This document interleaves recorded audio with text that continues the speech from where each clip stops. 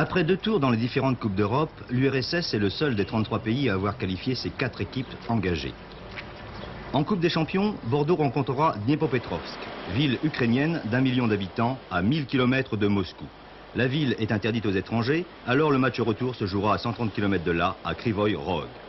L'hiver est rude en ce moment en Ukraine. Aussi, c'est à Sotchi, sur les bords de la mer Noire, que nous avons rencontré l'équipe de Dniepr. Sotchi, c'est une des plus grandes stations balnéaires du RSS. La température y est habituellement clémente à cette époque de l'année, raison pour laquelle le club de Dniepr, depuis le 5 janvier, y séjourne afin de se préparer à la saison à venir. Malheureusement, pour la première fois depuis 20 ans, il neige à Sotchi et le thermomètre est même descendu en dessous de 0 degré. Le quartier général de l'équipe de Dniepr se trouve ici, dans cet immeuble de 1800 chambres, à 2 pas de la mer. Les soviétiques savent très bien prendre leur mal en patience et c'est avec le sourire que les joueurs jouent avec la neige et ça donne à une séance de photos pour nos confrères français. Mais malgré le vent et le froid, on se rend tout de même à l'entraînement quotidien.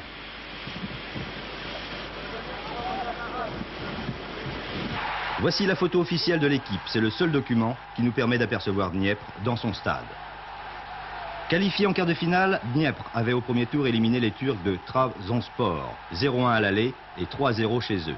Au deuxième tour, Levski de Sofia l'avait emporté 3-1 à l'aller. Au retour en URSS, Dniepr, par Taran, marquait un premier but. Il ne restait plus alors aux Soviétiques qu'à marquer un second but, sans en encaisser de leur côté. Ce but qui les qualifierait, ils devaient l'obtenir, c'était à la 34e minute, sur ce très beau tir du gauche de Kuznetsov.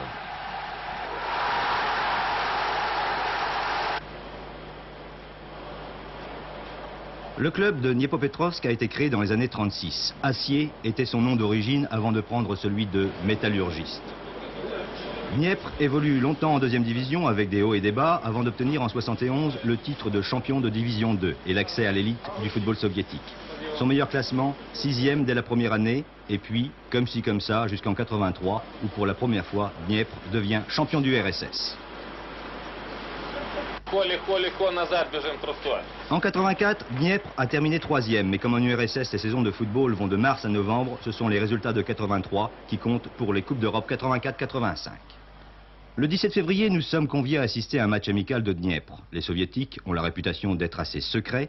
Comme avec ces jeunes arbustes cachés à cause du froid, on ne verra pas tout des adversaires de Bordeaux. Première surprise, c'est dans leur propre autocar que les joueurs vont se mettre en tenue.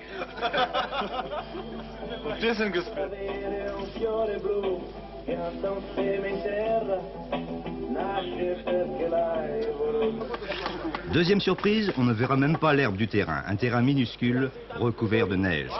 Avec les moyens du bord, on délimite l'aire de jeu. Le terrain semble impraticable et pourtant, ils joueront tout de même.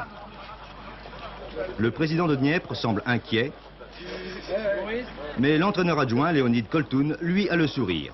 Encore un bon tour joué aux journalistes français venus au renseignement. Et malgré le temps, on est venus nombreux pour assister à ce galop d'essai de l'équipe de Dniepr contre le Dynamo de Tbilissi. Reconnaissez qu'avec ces conditions de jeu, il est quasiment impossible de porter un jugement sérieux sur les joueurs. Tentons néanmoins de vous les présenter. Et tout d'abord, celui qui sera le dernier rempart devant les attaquants bordelais, le gardien titulaire, Sergueï Krakowski. Peu à l'ouvrage au cours de ce match, il nous a semblé très sûr, dirigeant très bien sa défense et excellent dans la relance du jeu. Contre Sofia, Krakowski, en arrêtant ce penalty en 2 temps, sauvait son équipe de l'élimination. Arrière latéral, Sergueï Bashkizov, un défenseur solide, typiquement soviétique.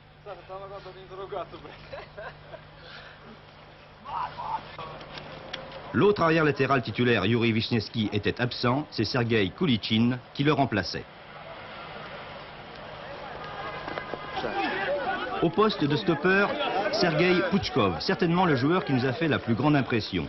Élégant et efficace, son duel avec Lacombe vaudra le déplacement. Pouchkov ne jouait pas à Dniepr avec l'équipe championne en 83. Le libéro, c'est Alex Lysenko. Dans ce match, il portait le brassard de capitaine et il marquait un but sur pénalty. Très actif et très offensif, c'est un bon distributeur de jeu.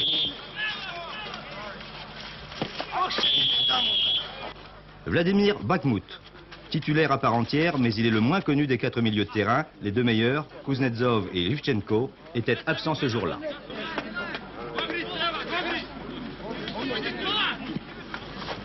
L'entrejeu de Dniepr semble être le point fort. André Dilay en est le 4e élément. Le buteur de l'équipe, Protasov, n'est pas là, c'est Nikolai Fiedorenko qui le remplace.